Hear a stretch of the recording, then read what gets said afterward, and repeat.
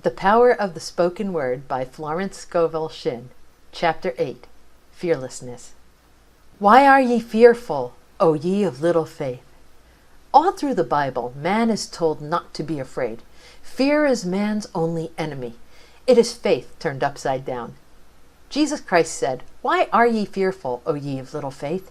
If you can only believe, all things are possible. Linked with God power, man is invincible. The story of Jehoshaphat is the story of the individual. So often he seems outnumbered by adverse appearances, but he hears the same voice of the Infinite saying, "Be not afraid or dismayed by reason of this great multitude, for the battle is not yours, but God's." Jehoshaphat and his army were even told that they would not need to fight the battle. "Set yourselves, stand ye still, and see the salvation of the Lord." For the battle was God's, not theirs. Jehoshaphat appointed singers unto the Lord to praise the beauty of holiness as they went out before the army, saying, "Praise the Lord, for his mercy endureth forever." When they came towards the watchtower in the wilderness, they looked towards the multitude, and behold, they were dead. The enemy had destroyed itself. There was nothing to fight. The Bible is talking about states of consciousness. Your enemies are your doubts and fears, your criticisms and your resentments.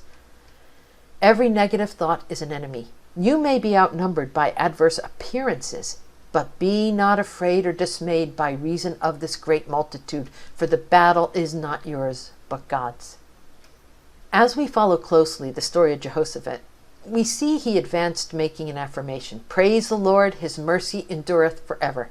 He had nothing to say about the enemy or his own lack of strength. He was giving the Lord his full attention, and when he commenced to sing in praise, the Lord placed ambushments against his enemies, and they were smitten. When you make your statements of truth, your enemy thoughts are vanquished, dissolved, dissipated. Therefore, all adverse appearances disappear. When Jehoshaphat and his army came towards the watchtower in the wilderness, they looked into the multitude, and behold, they were dead. The watchtower in the wilderness is your high state of consciousness, your fearless faith, your place of safety. There you rise above all adverse conditions, and God's battle is won. When Jehoshaphat and his people came to take away the spoils of the enemy, they found among them both riches and precious jewels, more than they could carry away, and they were 3 days in gathering of the spoil. It was so much. That means when you let God fight the battle for you, great blessings come out of every adverse situation. "For thy God will turn the curse into a blessing, for the Lord thy God loveth thee." The ingenuity of the Spirit is amazing. It is pure intelligence and brooks no interference with its plans. It is very difficult for the average person to stand still, which means keep your poise, and let infinite intelligence run the situation. People like to rush into the battle and try to manage things themselves, which brings defeat and failure. "Ye shall not need to fight in this battle. Set yourselves, stand ye still, and see the salvation of the Lord with you. Tomorrow, go out against them, for the Lord will be with you." And that means not to run away from the situation. Walk up fearlessly and face the lion on your pathway, and the lion turns into an Airedale. The lion takes his fierceness from your fear. A great poet has said, "Courage has genius, magic, and power in it." Daniel was unafraid, and the lions' mouths were closed. King Darius called to Daniel while he was yet in the lion's den, asking him if God could save him from the lions. And Daniel answered, "O king, live forever. My God hath sent his angels, and shut the lions' mouths, that they have not hurt me." We have in this story the subdued attitude of the lions as a result of spiritual power. The entire group changed from ferocity to docility, and Daniel looking away from the beasts to the light and might of spirit, which saved him completely from the lions. Scarcely a day passes without some sort of lion appearing on man's pathway. The lions of lack, limitation, fear, injustice, dread, or forebodings. Immediately walk up to the situation of which you are afraid. If you run away from it, it will always be right at your heels. Many people lose the things they prize or love because they're continually fearing their loss. They do everything possible on the external to ensure protection, but back of it all is a devastating picture of fear. In order to hold the things you prize and love, you must know that they are divinely protected, and therefore nothing can harm them. I give the example of a woman who was very fond of a man who was good-looking and popular with women. She decided to prevent his meeting one particular woman of her acquaintance because she was sure that this woman would make every effort to cut her out, to use a slang expression. One evening she went to the theater, and there he was with this woman. They had met at a card party. Her fears had actually attracted the situation. Now, I knew a woman who had 7 children. She knew they were all divinely protected, and they all grew up safe and sound. And one day, a neighbor rushed in and said, "You'd better call your children. They are all climbing up and down trees. They're going to go kill themselves." My friend replied, "Oh, they're only playing tree tag. Don't look at them and nothing will happen." Like Daniel, she turned her back to the situation and let God take care of it. The average person is a resenter, a resistor, or a regretter. They resent people they know and people they don't know. They resist everything from daylight saving up. They regret what they did or what they didn't do. It is very wearing to be with these people. They exhaust all their friends. It is because they are not living in the wonderful now and are losing all the tricks in the game of life. It is heaven to be unafraid and to live fully in the now.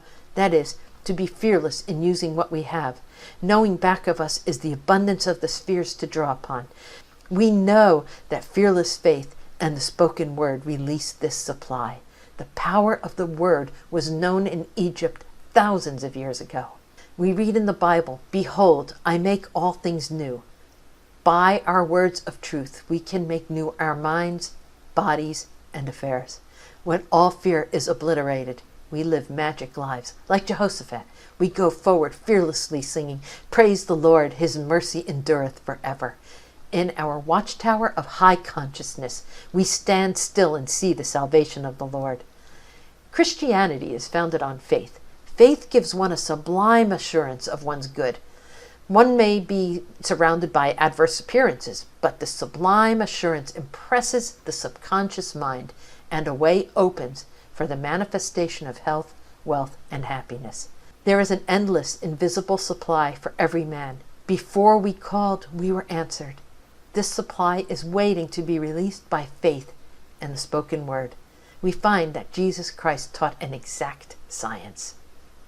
At the World's Fair, there was a panorama of New York City in the Edison building. And at dusk, when the city was being lighted up, the buildings showed a myriad of lights. The man explaining the exhibit said, "The city is lighted by the power of electricity at the turn of a switch, the turn of a hand." Edison was the man who had faith in the laws of electricity. He knew what could be done with it if it were harnessed and directed. It seemed to have intelligence of its own. He created a dynamo through which it would work after years of patience and loving absorption in his work. And now this power lights the world, for it is harnessed and directed. Jesus Christ taught man to harness and direct thought. He knew that fear was as dangerous as uncontrolled electrical forces. Words and thoughts must be handled with wisdom and understanding.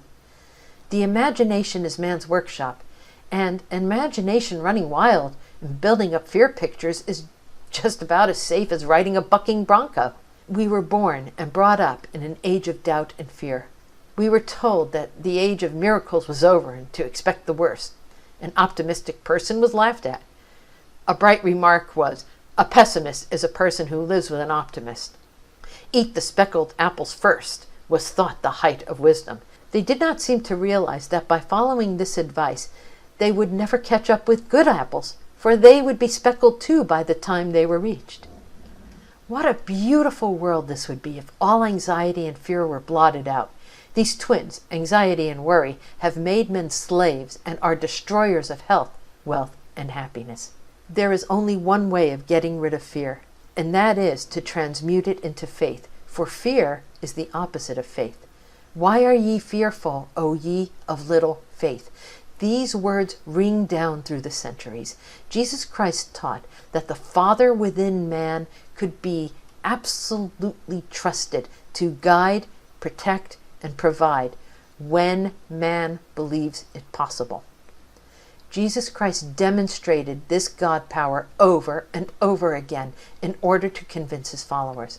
Out of the invisible supply, he brought the loaves and fishes. He raised the dead, took money from the fishes' mouths. He told them, "Greater things shall ye do, for I am going." We know he was teaching an exact science, the science of mind, the power of thought, and the power of the word. We must have faith, for faith registers the idea in the subconscious mind. When an idea is once registered in the subconscious, it must objectify.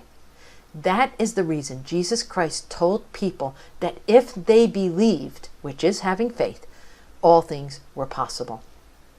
How are we to get rid of this anxiety, which we might call anti-faith? The only way to neutralize it is to walk up to the thing you are afraid of. There was a man who had lost all his money.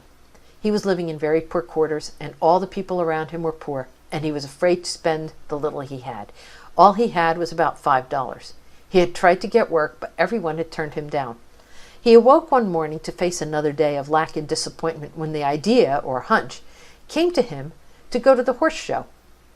It took about all he had, but he was fired with the idea of being with rich and successful people again. He was tired of his limited surroundings. He fearlessly spent the money for a ticket to the horse show. And there, he met an old friend who said, "Hello, Jim, where have you been all this time?" Before the show was over, the old friend gave him a wonderful position in his firm. His hunch and fearless attitude toward money had put him in a new vibration of success. Form the habit of making giant swings into faith. You will receive marvelous returns. As has already been noted, we look with amazement at the people in the circus performing their remarkable feats. These people have the faith that they can perform these acts and see themselves doing them. You cannot accomplish anything you cannot see yourself accomplishing. These difficult feats are all a matter of poise and balance. Your success and happiness depend upon your poise and balance. Trusting God is like walking a slack wire. Doubt and fear cause you to lose your balance and fall off into lack and limitation. Like the circus performer, it takes practice. No matter how many times you fail, try it again. Soon you will acquire the habit of poise and balance. Then the world is yours. You will walk joyfully into your kingdom. The circus performers all seem to love their work, no matter how difficult. The band plays, the people applaud, and they smile. But remember, they were trained without the music and applause. Rhythm, harmony, and balance are the keys to success and happiness. And when you are out of rhythm, you are out of luck. In the 4th chapter of Philippians, we read, "Be careful," or anxious, "for nothing, but in everything, by prayer and supplications, with thanksgiving, let your requests be made known unto God." This is certainly a wonderful arrangement, all in favor of man. Man, free from worry and fear, asks with thanksgiving, and his good is given him. And that concludes chapter 8. And in the next video, we will read chapter 9, Victory and Fulfillment. See you in a bit. Thanks for tuning in.